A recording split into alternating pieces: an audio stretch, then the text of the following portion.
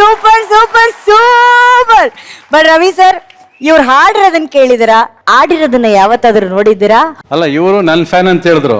ಈ ತರ ಅವ್ನು ಆಡಿಸಿ ಆಸೆ ತೀರಿಸ್ಕೊಳ್ತಾರೆ ಅಂತ ಗೊತ್ತಿರಲಿಲ್ಲ ನನಗೆ. ಅವಾಗ ಮೂಗೂರು ಸುಲ್ತಾನ್ ಬಂದಿದ್ದು ಈ ಪಿಕ್ಚರ್ಗೆ, ರಾಮಾಚಾರಿಗೆ. ಅವ್ರು ಏನು ಮಾಡಲ್ಲ, ಸುಮ್ಮನೆ ಇಷ್ಟೇ ಅನ್ಬೇಕು ಅವ್ರಿಗೆ. ನಾವು ಹಿಂಗೊಂದು ಅಭ್ಯಾಸ. ಇವ್ರು ಬಂದ್ಬಿಟ್ಟು ಸಡನ್ ಆಗಿ ಇಷ್ಟು ಮಾಡು ಅಂತ. ಇದು ಮಾಡಕ್ ಎಷ್ಟು ಕಷ್ಟ ಆಗೋಯ್ತು. ಇದು ಇಷ್ಟೇನೆ ಮಾಡ್ಬೇಕು, ಬಟ್ ಅದು ಬರಲ್ಲ. ಫಾಸ್ಟ್ ಆಗಿ ಬಂದ್ಬಿಡೋದು ನಮ್ಗೆ. ಇವ್ರು ಸುಮ್ಮನೆ ಇಷ್ಟೇ ಮಾಡ್ಬೇಕು ಇವ್ರಿಗೆ. ಬಟ್ ಅವತ್ತಿಗೆ ನಾನು ಪಂಚೆ ಹಾಕಿದ ತಕ್ಷಣ ಇಂಡಸ್ಟ್ರಿ ನಕ್ಕಿದ್ದೇನು, ಆಡಿದ್ದೇನು. ಇವನ್ ಪಂಚೆ ಹಾಕೊಂಡ್ ಬರ್ತಾನ. ಇವನು ರಾಮಾಚಾರ್ಯ ಆಡೋ ಅಂದ್ರೆ ಥಿಯೇಟರ್ ಎದ್ದೋಟಾಗ್ತಾರೆ ಜನ ಅಂತ ಒಂದಷ್ಟು ಜನ. ಹೌದಾ ಸರ್? ಪ್ಲೇ ಬಾಯ್ ಕ್ಯಾರೆಕ್ಟರ್ ಮಾಡ್ತಾ ಕೂತಿದ್ದೆ ನಾನು. ಸೊ ನನ್ನ ಫ್ರೆಂಡ್ಸ್ ಎಲ್ಲ ರೆಗ್ಯುಲರ್ ಆಗಿದ್ದವರೆಲ್ಲ, ಈ ಪಿಕ್ಚರ್ ನೀವ್ ಮಾಡೋ ಯಾರು ಸರ್ ನೋಡ್ತಾರೆ, ನೀವ್ ಪಂಚೆ ಕಟ್ಕೊಂಡ್ ಬಂದ್ರೆ ಯಾರು ಸರ್ ನೋಡ್ತಾರೆ, ನಿಮ್ಮನ್ನ ಈ ತರ ಇಮ್ಯಾಜಿನೇ ಮಾಡಕ್ ಆಗಲ್ಲ ನನ್ನ ಅಂತ ಹೇಳಿದವರು. ಬಟ್ ಇದಾದ್ಮೇಲೆ ಪಂಚೆ ನನಗ್ ಬಿಟ್ರೆ ಯಾರಿಗೂ ಸೂಟ್ ಆಗಲ್ಲ ಅಂತಾನೆ ಹೇಳಕ್ ಸ್ಟಾರ್ಟ್ ಮಾಡಿದ್ರು. ಯಾವ್ಯಾವ ಸಿನಿಮಾದಲ್ಲಿ ರವಿ ಸರ್ ಪಂಚೆ ಎತ್ತಿ ಕೈಯಲ್ಲಿ ಇಟ್ಕೊಂಡಿದಾರೆ, ಅದೆಲ್ಲ ಸಿಲ್ವರ್ ಜೂಬ್ಲಿ, ಗೋಲ್ಡನ್ ಜೂಬ್ಲಿ ಆಚರಿಸಿದಂತಹ ಸಿನಿಮಾಗಳದು. ಅಲ್ಲ, ಅದು ಮಣ್ಣಿಗೂ ನನಗಿರೋ ಸಂಬಂಧ. ಅದು ಪಂಚೆ ಕಟ್ಟಿದ ತಕ್ಷಣ ಅದು ಯಾರು ಹೇಳಕ್ಕೆ ಆಗಲ್ಲ. ಅದು ಆಟೋಮೆಟಿಕ್ ಆಗಿ ಕಾಣಿಸ್ತಲ್ಲಿ ಅಷ್ಟೇ. So sweet. Thank you thank you thank you thank you so much Ravi sir. But Hemij is such a sport, your Hemij is such a sport. Superb, superb. Thank you so much, Nandita madam. Thank you, thank you.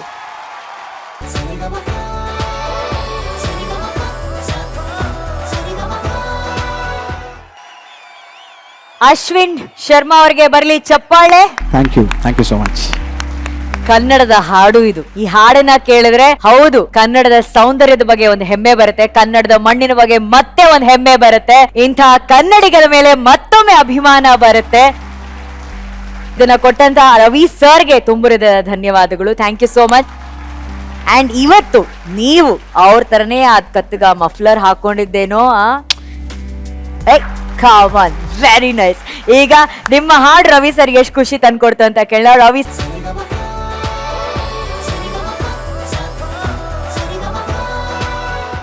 Thank you Ravi sir for sharing your thoughts. ಮಹಾಗುರುಗಳೇ, Ravi sir SPB ಅವರನ್ನ ನೆನೆಸ್ಕೊಂಡು ಅವ್ರ ಮಾತು ಶುರು ಮಾಡಿದ್ರು. ಅದು ಬಹಳ ಮುಖ್ಯವಾದ ಟರ್ನಿಂಗ್ ಪಾಯಿಂಟ್. ಆಕ್ಚುಲಿ ನಾನು ರವಿ ಸರ್ಗೆ ಹೇಳಿದೆ, ಈ ಪ್ರೇಮಲೋಕ ಹಾಡುಗಳು ಎಲ್ಲ ಹೊಸ್ತಿರೋದ್ರಿಂದ ಎಲ್ಲ ಹೊಸ ವಾಯ್ಸ್ಗಳನ್ನ ಯೂಸ್ ಮಾಡೋಣ ಸರ್ ಅಂತ. ಮಾಡಿಬೇಕಾದ್ರೆ ಅಂದರು.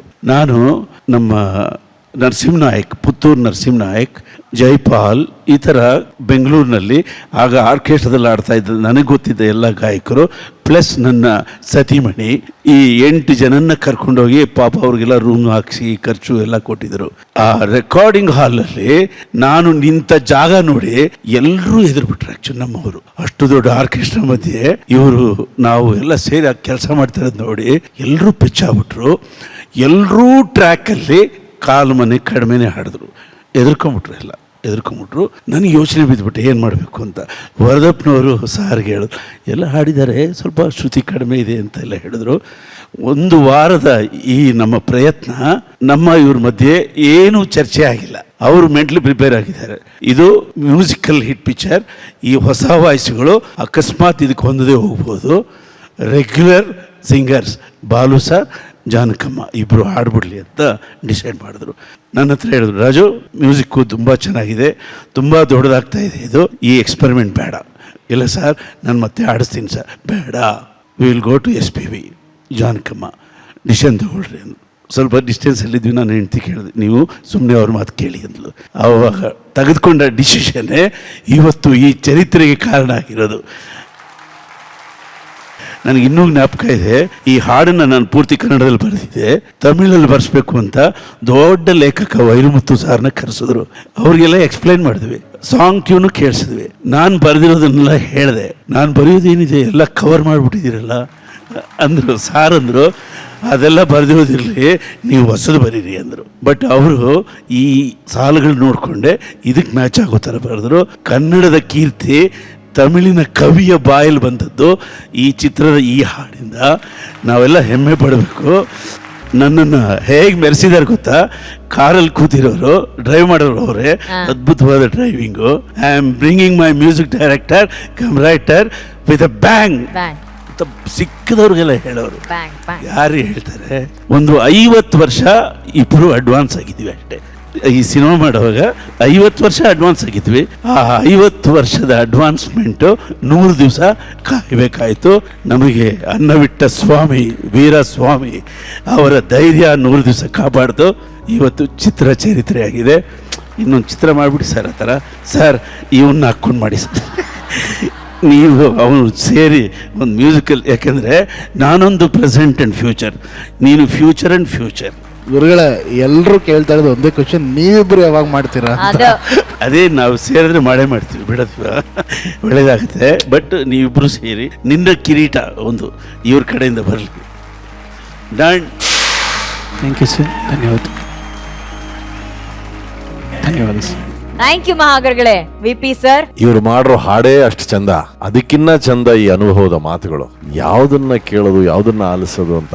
ರಜತ್ 100% ನಿಂದು ಇವತ್ತು ಪರ್ಫಾರ್ಮೆನ್ಸ್ ಇತ್ತಪ್ಪ ನಿಜವಾಗ್ಲು. ಯಾಕೆ ಅಂದ್ರೆ ಥ್ಯಾಂಕ್ ಯು ಸರ್. ಸಾಧಾರಣವಾಗಿ ನೀನು ಸ್ವಲ್ಪ ಹೆದರ್ತೀಯ, ಸ್ವಲ್ಪ ಇಲ್ಲಿ ಬಂದಾಗ ಸ್ವಲ್ಪ ಏನೋ ಒಂದು ಮುಜುಗರ ಇರುತ್ತೆ. ಕೆಲವೊಮ್ಮೆ ಡಿಯೋಡ್ರೆಂಟ್ ಗ್ಯಾಸ್ ಬರುತ್ತೆ, ಕೆಲವೊಮ್ಮೆ ಸೆಂಟ್ ಬರುತ್ತೆ. ಇವತ್ತು ಫುಲ್ ಸೆಂಟೇ ಕಣ, ಇವತ್ತು ಫುಲ್ ಅಂದ್ರೆ ಮಿಂಚ್ಬಿಟ್ಟೆ ನೀನು.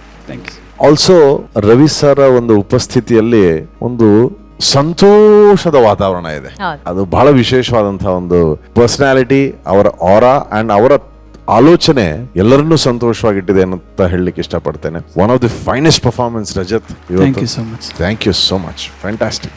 Thank you VP sir. Arjun sir, ಮತ್ತೊಂದು ಅದ್ಭುತವಾದ ಹಾಡಿಗೆ ಅದ್ಭುತವಾದ ಪ್ರದರ್ಶನ ಅಂತ ಹೇಳ್ಬೋದು. ನನಗೆ ಇವತ್ತೇನು ಅನಿಸ್ತಿದೆ ಅಂದರೆ, one of the most best moment ನನ್ನ ಲೈಫಲ್ಲಿ. ಸಡನ್ ಆ ಮಗಳು ಮಾತಾಡ್ತಾ ಇವನು ಹಾಕೊಂಡು ಮಾಡಿ ಅಂತ ಹೇಳಿದ್ರೆ, ನನಗೆ ನಮ್ಮ ತಂದೆ ಪಕ್ಕದಲ್ಲಿ ಕೂತ್ಕೊಂಡು ನಮ್ಮ ಹುಡುಗನಿಗೊಂದು ಚಾನ್ಸ್ ಕೊಡ್ರಪ್ಪ ಅನ್ನೋ ಥರ ಅನ್ನಿಸ್ತಿದೆ ಗುರುಗಳೇ. ನನಗೆ ಯಾವ ರೀತಿ ಇದಕ್ಕೆ ನನಗೆ ಏನು ಹೇಳ್ಬೇಕಂತಲೇ ಗೊತ್ತಿಲ್ಲ. I think this is my best moment ಗುರುಗಳೇ. ನೀವು ಹಾಕಿರೋ ಹೇಳಿದ್ನಲ್ಲ ಆ ಹೈವೇನಲ್ಲಿ ಸುಮ್ಮನೆ ಫುಟ್ಪಾತ್ ಮೇಲೆ ನಡ್ಕೊಂಡು ಹೋಗ್ತಾ ಇರೋ ನಾನು ಅಲ್ಲಿಂದ ಕಲ್ತಿರೋದು. So blessed. ಅದ್ಭುತವಾದ ದಿನ ಮೇಡಮ್ ಇವತ್ತು. ದಿಸ್ ಇಸ್ ಇವತ್ತಿನ ಸರಿಗಮಪ ಬೇರೆ, ಇದು ಬೇರೆ level of magic and divinity of music. Yes sir. God bless. And ಆ ಮಾತು ನಿಜ ಆಗ್ಲಿ ಅಂತ ನಾವು ಆಶಿಸ್ತೀವಿ ಸರ್ ಈ ವೇದಿಕೆ ಮೇಲೆ. Best wishes. Thank you Rajat. Thank you so much. Sarigama pa pa sa sa pa pa. Sarigama pa.